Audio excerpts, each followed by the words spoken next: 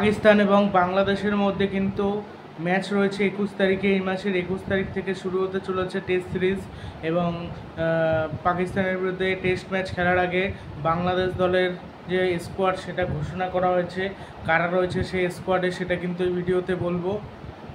নাজমুল হোসেন শান্ত অধিনায়ক হয়েছে, লিটন দাস রয়েছে, জাকির হাসান রয়েছে, সাদমান ইসলাম রয়েছে, মনিনুল হক রয়েছে,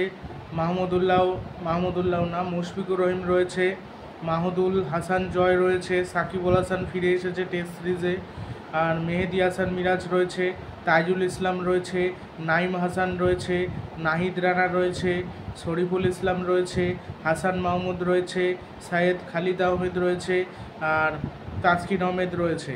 3, 3, 6, 7, 8, 9, 10, 11, 12, 13, 14, 15, 16 16 জনের স্কোয়াড রয়েছে। 16 জনের মধ্যে থেকে 5 জন বসে থাকবে, 11 জন খেলবে। বাংলাদেশের স্কোয়াড কেমন লাগলো পাকিস্তানের বিরুদ্ধে সেটা কমেন্ট বক্সে জানিয়ে, এবং ভিডিওটি ভালো লাগলে ভিডিওটি শেয়ার করে দিও। এখান থেকে ওপেন করতে পারে হয়তো সাদমান ইসলাম ওপেন করতে পারে, তার সাথে জাকির হাসান।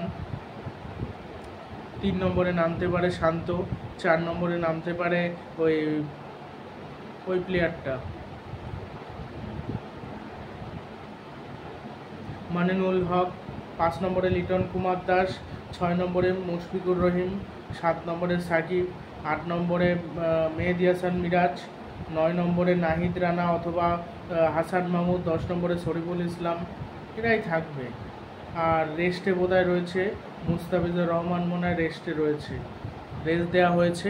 এবং এই ম্যাচগুলো হবে কিন্তু পাকিস্তানের মাটিতে কিন্তু খুব একটা পেসাররা উইকেট পায় না, স্পিনাররাই পায়, এবং ব্যাটিং সহায়ক উইকেট হয়, ব্যাটিং সহায়ক পুরোপুরি কিন্তু পিচ হয়। এই জন্য মানে বোলাররা খুব একটা সাহায্য পায় না, ব্যাটাররাই রান পায়। এই জন্য কীরকম হয় সেটাই দেখতে হবে। এবং পাকিস্তানকে কখনোই বাংলাদেশ হারাতে পারেনি টেস্ট ক্রিকেটে, এই প্রথমবার হারাতে পারে নাকি সেটাই দেখতে হবে। বাংলাদেশের খেলা প্রায় চলেই আসলো, আর বেশি দিন বাকি নেই। পাকিস্তানের বিরুদ্ধে খেলবে, জিততে হবে। টেস্ট চ্যাম্পিয়নশিপে ওঠার জন্য এখন জেতাটা খুবই দরকার। যদি হেরে যায় সেক্ষেত্রে সমস্যায় পড়বে।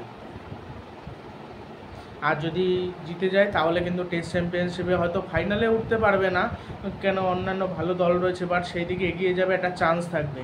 যদি কোনোভাবে সুযোগ চলে আসে, সুযোগ কিন্তু মাঝে মাঝে চলে আসতে পারে, সেই সুযোগটাকে কাজে লাগাতে হবে, সুযোগটাকে তৈরি করে রাখতে হবে, যে যাতে সুযোগটা আসতে পারে এটা তৈরি করে রাখতে হবে, তাহলেই তো ভালো হবে, নাহলে কিন্তু সমস্যা হবে।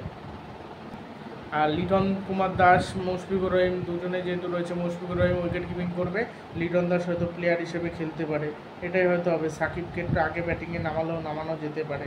সাকিব তো টেস্টেও ভালো, ওয়ানডেতেও ভালো, আর টেস্টে অনেক দিন খেলে না, এবার টেস্টে ফিরে আসছে, টেস্টে খেলবে। সাকিবুল হাসান T20তেই বেশি খেলেছে, ওয়ানডেতেও খেলেছে, টেস্টও খেলছিল কিন্তু মাঝে খেলছিল না, এখন আবার ফিরে এসেছে।